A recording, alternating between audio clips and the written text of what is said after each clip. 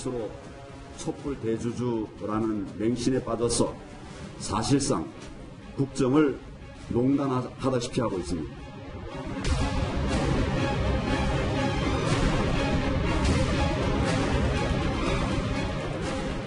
민주노총이나 전교조 등이 더 이상 사회적 약자는 아니라고 생각합니다.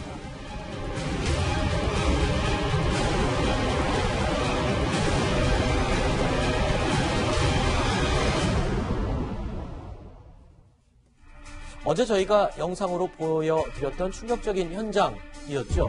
민주노총의 폭력 앞에 민의의 전당이라고 할 수 있는 국회 담장이 허무하게 무너져 내리는 그 순간의 영상이었습니다. 시위 진압 과정에서 경찰 또한 크고 작은 부상을 입었다라고 알려지고 있는데, 하지만 경찰이요, 현장에서 연행했던 민주노총 위원장 그리고 일행들 24명을 오늘 모두 석방했다고요. 그렇습니다. 오늘 0시 전후로 25명을 입건했었는데 모두 석방을 했습니다. 네. 그래서 경찰은 오히려 지금 이제 어제 폭력 시위가 사전에 준비된 게 아닌가 이렇게 보고 있습니다. 당장 보더라도 담장을 밧줄로 끌어내렸는데, 밧줄이라는 게 뭐 길에서 구할 수 있는 게 아니지 않습니까? 네. 그래서 사전에 이미 이제 폭력 시위를 하려고 의도하고 한 거다 이렇게 보면서도 경찰에서는 모두가 혐의를 인정하고 있고 도주의 우려가 없다 이렇게 해서 영장을 신청하지 않고 모두 오늘 자정쯤에 다 풀어줬습니다. 자, 법치의 상징인 국회와 경찰은 뜯기고 얻어맞았습니다.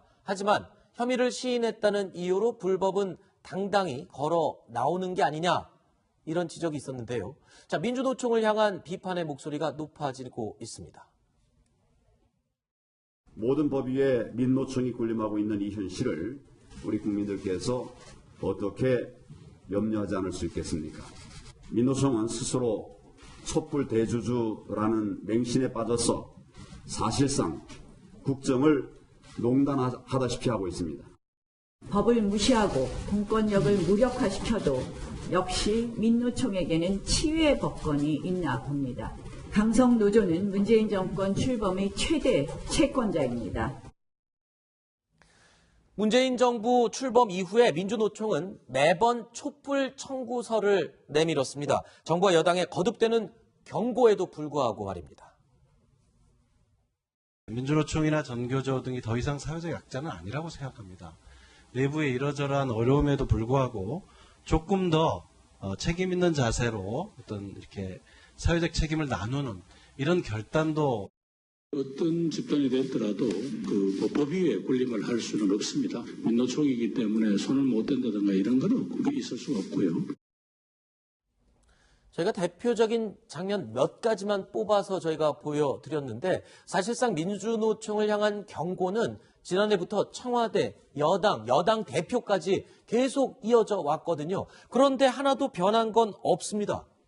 그러니까 민주노총이 일정 부분 만약에 이제 민주노총이 본인들의 의사를 전달하기 위해서 시위를 하고 집회를 하고 그건 충분히 가능하다고 봅니다. 그러니까 그것이 예컨대 폭력적인 행위로 이렇게 변질되지 않도록 하는 것은 충분히 필요하다고 저는 보거든요. 그러니까 어떤 조직이든 마찬가지라는 생각이 들어요. 아마 이제 경찰도 조심스러웠을 것 같긴 해요. 왜냐하면 비슷한 형태의 집회가 예를 들어서 보수단체나 이런 데서 집회를 하는데 거기에 대해서 막 강력하게 저지라고 그랬을 때 그것 때문에 비난이 일어날 수도 있고, 또 보수 집회를 하시는 분들 입장에서는 경찰이 너무나 강력하게 진압하는 거 아니냐 하는 비난을 받을 수도 있어서 아마 소극적으로 한 것 같긴 한데, 그렇다 하더라도 민노총 입장에서는 본인의 의사를 전달할 수 있는 다양한 방법들이 있기 때문에 그런 방법으로 본인의 의사를 전달할 수 있도록 노력하는 게 필요하다.